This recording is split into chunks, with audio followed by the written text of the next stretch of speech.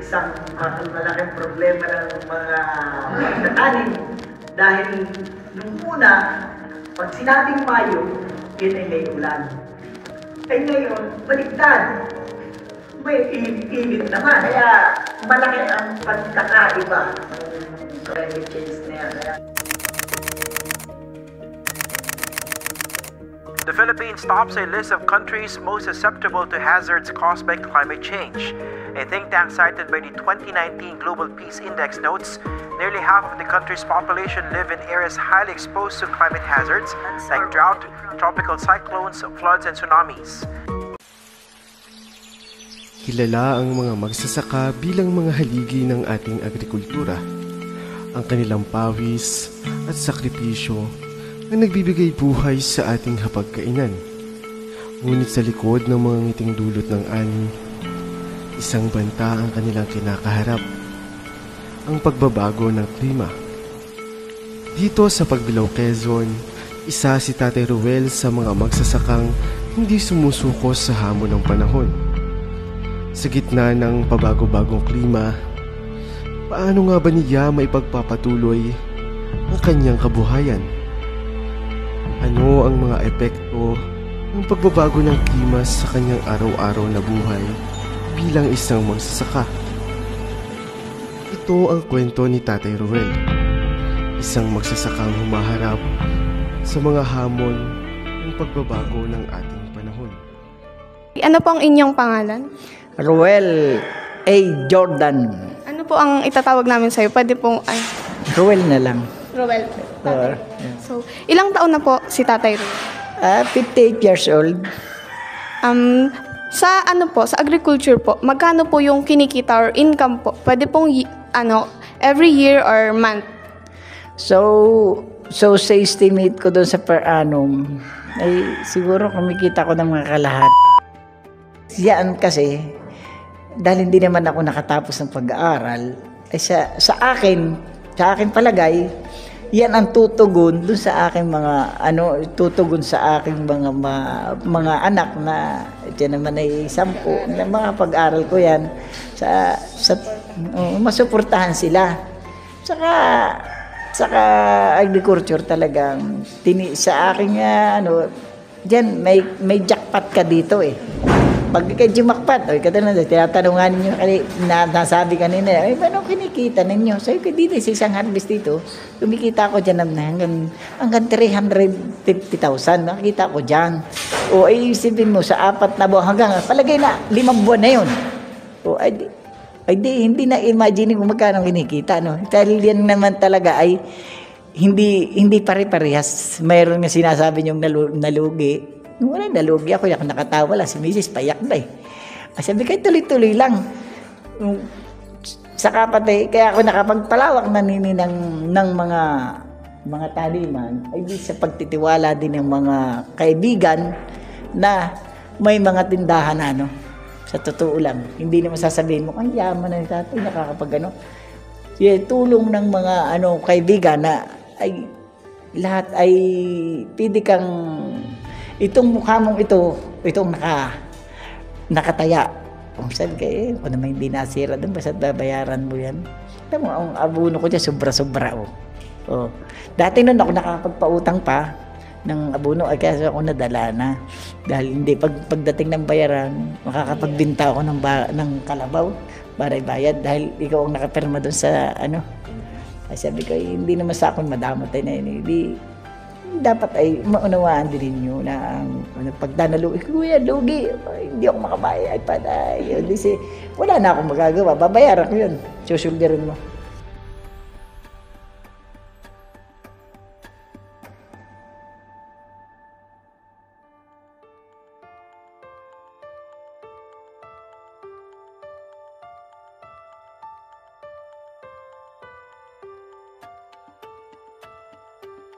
Yung kita ninyo yung mabababang mais niyan, yan ang epekto ng ulan, hindi masyadong gumaganda ang mais niyan. Madami. Yan.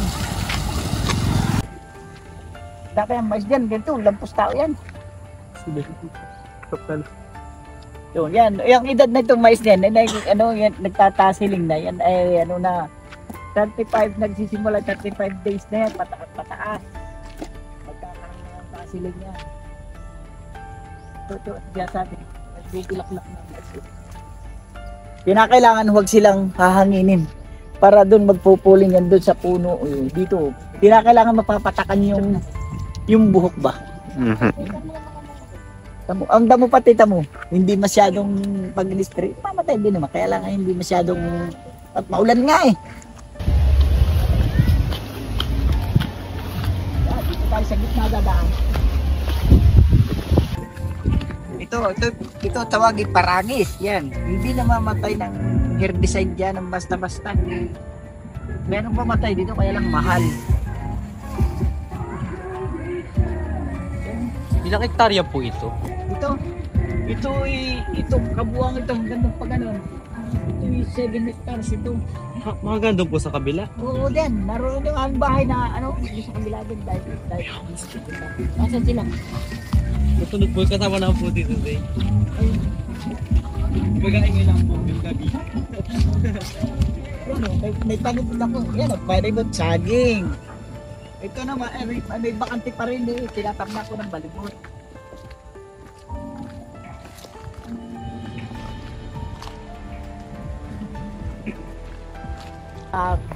Magkakaroon din ng maganda-ganda kita. Ito na eh. Itong lawak na ito. Ito dati pagpuno ito. Napapaani ko ito ng 30 tons eh. Ay parang hindi na mumahal, di ba? Mumahal naman ang fertilizer. Ay nagbawas din ako ng konti ng fertilizer. Wala kira. Malaki rin po ba kinikita nyo dito? Aba ito. So na ako dito ng So 350 sa overall. Kaya Hindi pa naman po kayo nalulugi.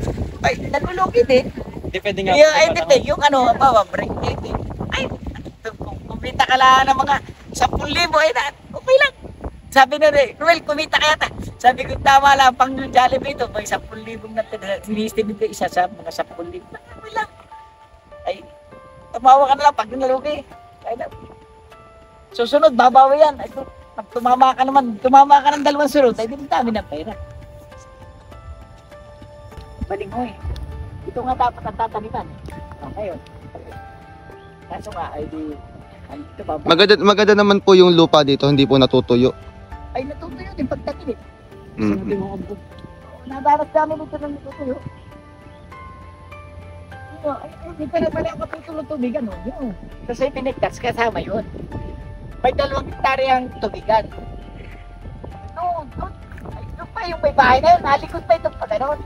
Ilang tao po ang nagtatanim dito? Ito. Opo. Magtanim lang dito nun. Dito ay 3 lang. 3 po. Ilang araw sila. Ilang araw po? Ay, 4 na araw. 3 tao. Grabe. Ito lang, bukod sa kabila. Oo. Kasi pag ito'y tinatanim dito, yung taga-Arias, ito eh. Wala pa yung aking maglaro. Ito pinasusurpo ko eh. Pinadadaanan ko dito sa gitna ng araro. Para mawala po yung mga damo. Para makontrol yung paragis nga hindi na mamatay. Ito paragis ito eh. Yan ang daming sinig niyo. Ito yung tinatraktura ko na.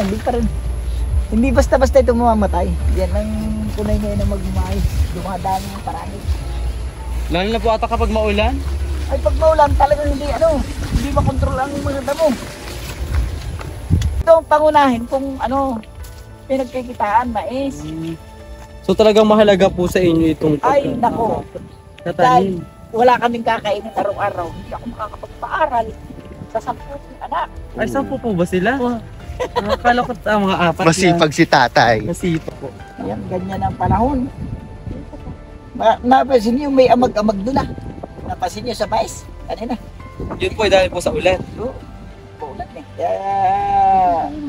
Yun po kasama nga po namin si tatay kasi naglilibot po sa kanya sa kanilang taniman. So ngayon inaabot nga po kami ng ulan. So kagaya po ng sinabi niya, hindi nga po maganda yung ulan dito sa kanilang maisan kasi nga po inaamag. Tapos parang nabubulok po yung ibang parte ng mais. Kaya ito po yung pinakang disadvantages Napakalaking hadlang o sama ng epekto ng sobrang pag-ulan sa kanilang maisan. So ngayon po ay pagpatuloy tayo. Tatay Ruel, paano naman po nakakaapekto ang pabago-bago na klima? Oh, so yung klemang yan na nga ang nagiging isang malaking problema ng mga magtatanim dahil nung una, pag sinabing Mayo, yun ay may ulan. Ay ngayon, baliktad. May init naman. Kaya kinakailangan, hahanapin mo din yung timing. Para pag mainit naman, hindi tutubo ang tanim mo, manunuyo. Kung sa tubigan naman, wala naman tubig. Sabi ko, kung tag-ulan naman, nasubrahan ng ulan, katulad nga, pinakita ko sa inyo, yan ang nangyari. Naanod na yung ibang tanim. Nababansot pa ang tanim. Dahil hindi mo naman, lagyan mo man ang fertilizer, ay kakainin, iaanod lang yun doon ng tubig. Kaya malaki ang pagkakaiba nung climate change na yan. Kaya yan ang ay hindi ko masasabi na kung paano yung masyado hindi ko kayang hindi masolusyonan ng dahil hindi mo alam yung darating dahil yan hindi mo naman yun naka-record na ganung araw yang hindi pwede magtanim at maulan kaya sa malaking pagkakaiba.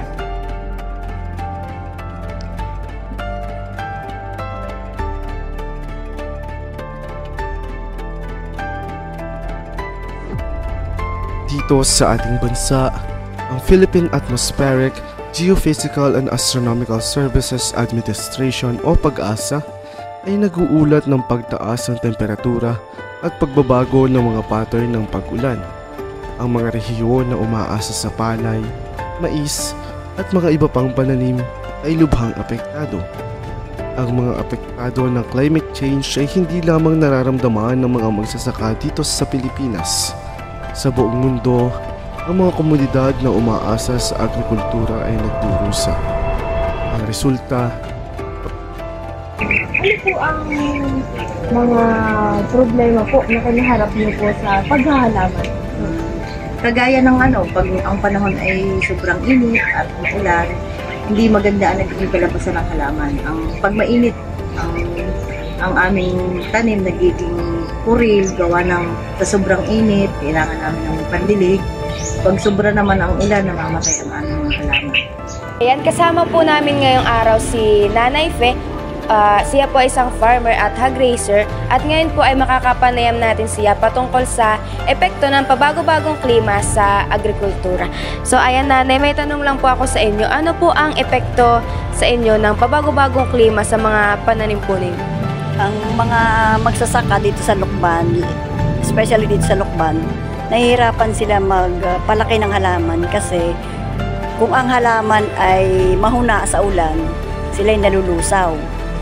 Katulad na yung mga kinchay, yung mga sibuyas, pechay, yun ang mga green leafy vegetable, yan ay kapag maulan, nasisira yung mga dahon nila kaya hindi nila maibenta sa magandang presyo na nalulugi sila, ganon.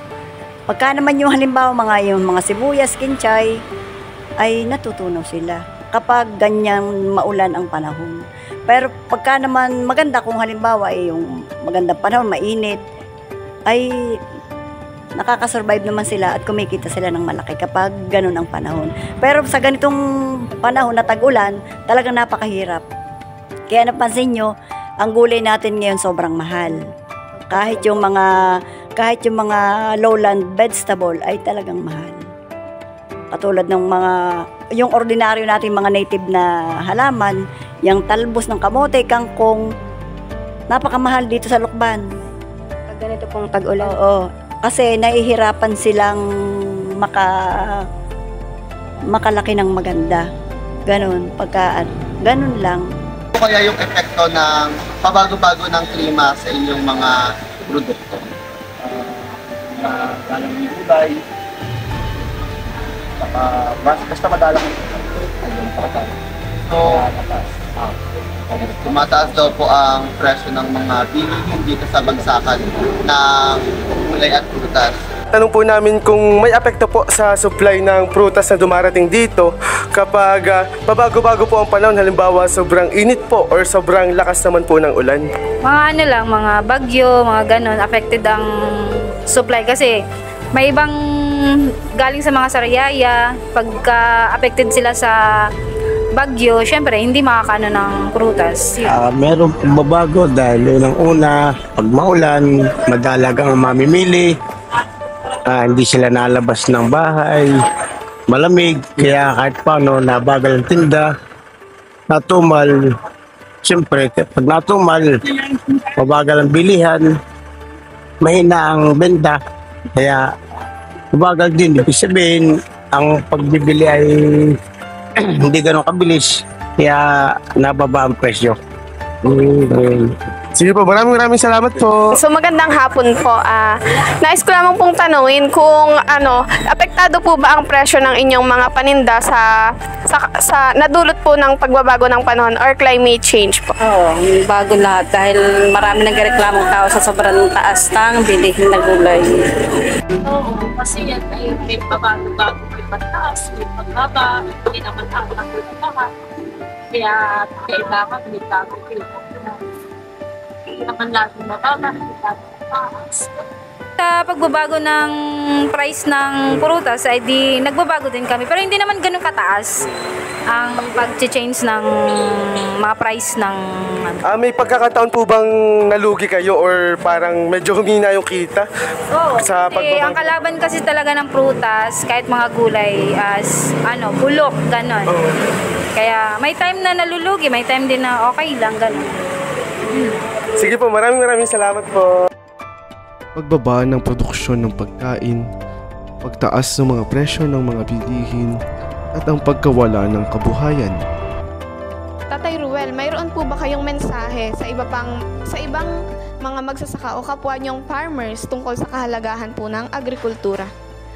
So, ang mensahe ko dyan sa huwag magsasawang magpatuloy ng pagtatanim dahil kung tayo titigil, una-una, yan ay kailangan natin araw-araw, wala tayong pagkain. So, ako nagtataka nga ngayon sa mga kabataan dahil walang magustong mag-farmer, ayaw magkaputik. Ay talagang napakahalaga. Demand na demand yan sa kahit pa sa dito sa hindi lang dito sa atin sa Pilipinas, kahit sa ibang bansa. Kung ako medyo matapay, ako tuloy-tuloy sana ang mga insito dyan para ako'y makakuha. Hindi na pwede, may edad na ako. Kaya misay ko sa mga encourage nila yung mga anak nila. Baka siguro, wala kasi magmamanay nitong ating walang magpapatuloy nung mag-farming. Ay, pare bagang puro building na lang. Yung ating kakainin kinabukasan, wala na. I-import tayo ng pagkain. Lalo, antong mahal. Siguro, dama naman ninyo ito ngayong December kung magkaano ang mga bilihin natin, yung mga kailangan natin pang-araw-araw, ay talagang napakalaki. Ultimo na lang, i-sample ko na lang yung sili, ay isipin mo, 10 piso isa. Sabi ko, ay paano na? Kaya sila ay huwag magsasawa. Kung nalulugi, tumawa lang kahit susunod. Marunong naman ang Diyos, pababawiin ka niyan.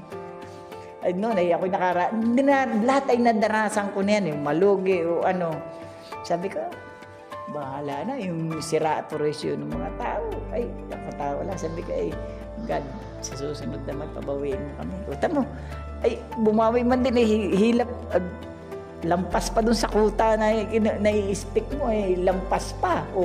Sabi ko, ano pa? Sabi ko, siguro yung iba talagang, sa aking mga kasamaang mga farmers yan, dahil nung sa amin, sama sa pagkupa, ay kami 60 members, ay monitor ko, ay kukunti na yung nagtatanim. Sabi ko, kuya, wala nang kapital.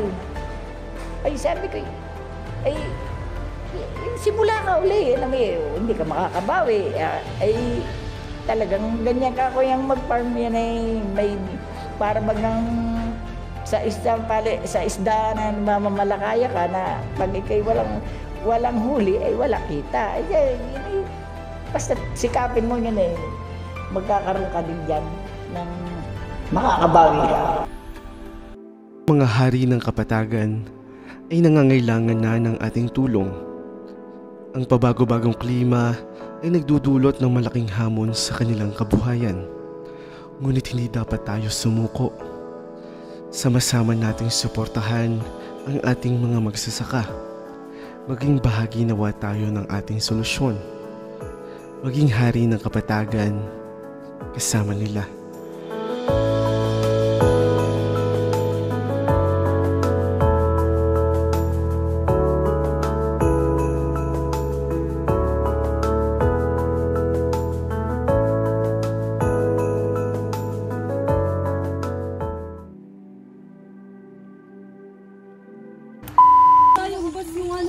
Okay lang yun, province. Tama na yan, magbumbakay na kayo. Oh my God, inabot na naman kami ng ulan. It's raining again.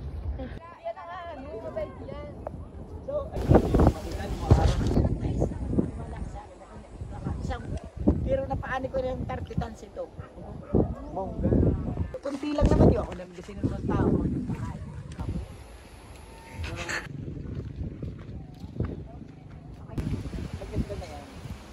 Yes.